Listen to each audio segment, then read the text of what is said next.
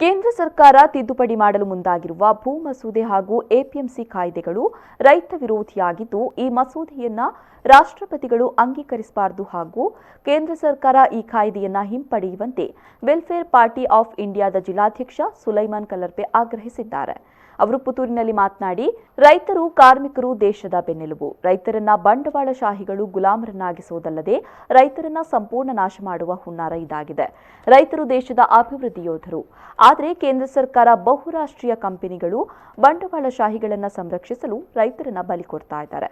ಹೊಸ ಕಾಯ್ದೆ ತಿದ್ದುಪಡಿಗಳ ಕುರಿತು ಸರ್ಕಾರ ಜನರಿಗೆ ಮಾಹಿತಿ ನೀಡುವ ಪ್ರಜಾತಾಂತ್ರಿಕತೆಗೆ ಪ್ರಕ್ರಿಯೆ ನಡೆಸದೆ ಕೋವಿಡ್ ಸಂದರ್ಭವನ್ನು ಬಳಸಿಕೊಂಡು ಮರಣ ಶಾಸನಗಳನ್ನು ಜಾರಿ ಮಾಡಿದೆ.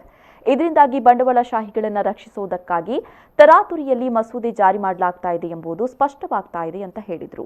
ಕೇಂದ್ರ ಹಾಗೂ ರಾಜ್ಯ ಸರ್ಕಾರದ ವಿರುದ್ಧ ನಡೆಯುವ ಹೋರಾಟದಲ್ಲಿ ತಾಲೂಕಿನ ಸುಮಾರು 32 ವಿವಿಧ ಸಂಘಟನೆಗಳು ಒಟ್ಟು ಸೇರಿ ರೈತ ವಿರೋಧಿ ನೀತಿಯ ವಿರುದ್ಧ ಹೋರಾಟ ನಡೆಯಲಿದೆ ಅಂತ ಜಿಲ್ಲಾಧ್ಯಕ್ಷ ಸುಲೈಮಾನ್ ಕಲ್ಲರ್ಪೆ ತಿಳಿಸಿದರು.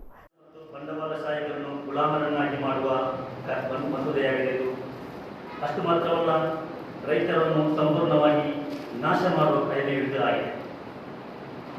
ರೈತರು ಮತ್ತು ಕಾರ್ಮಿಕರು ಈ ದೇಶದ ಬೆನ್ನೆಲುಬಾಗಿದ್ದಾರೆ. ಅವರು ಈ ದೇಶದ ಅಭಿವೃದ್ಧಿಯ ಯೋಧರಾಗಿದ್ದಾರೆ. ಆದರೆ ಕೇಂದ್ರದ ಬಿಜೆಪಿ ಸರ್ಕಾರವು ಬಂಡವಾಳಶಾಹಿಗಳನ್ನು ಮತ್ತು ಬಹುರಾಷ್ಟ್ರೀಯ ಕಂಪನಿಗಳನ್ನು ಸಂರಕ್ಷಿಸಲು ರೈತರನ್ನು ಬಲಿ ನೀಡುತ್ತಿದೆ. ಅದರ ಬಗ್ಗೆ ಮನವರಿಕೆ ಮಾಡಿಸಿ ಇಡೀ ರಾಷ್ಟ್ರಕ್ಕೆ ತಮ್ಮ ಸದುದ್ದೇಶವನ್ನು ಸರ್ಕಾರಕ್ಕೆ ಸಾಬೀತುಪಡಿಸಬಹುದಾಗಿತ್ತು. ಆದರೆ ಸರ್ಕಾರವು ಅಂಥ ಯಾವುದೇ ಪ್ರಜಾತಾಂತ್ರಿಕ ಪ್ರಕ್ರಿಯೆಗಳಿಗೆ ಮುಂದಾಗದೆ ಈ ಕೋವಿಡ್ ಸಂದರ್ಭವನ್ನು ಉಪಯೋಗಿಸಿ ಅಪ್ರಜಾಪ್ರಭುತ್ವ ರೀತಿಯಲ್ಲಿ ತರಾತುರಿಯಲ್ಲಿ ಈ ಮರಣ ಶಾಸನಗಳನ್ನು ಉಭಯ ಸದನಗಳಲ್ಲಿ ಜಾರಿ ಮಾಡಿದೆ. ಸುದ್ದಿಗೋಷ್ಠಿಯಲ್ಲಿ ತುಳಸಿದಾಸ್, ಅಂಬೇಡ್ಕರ್ ಆಪತ್ ಬಾಂಧವ ಟ್ರಸ್ಟ್ನ ಜಿಲ್ಲಾಧ್ಯಕ್ಷ ರಾಜು ಹೊಸಮಠ ಉಪಸ್ಥಿತರಿದ್ದರು.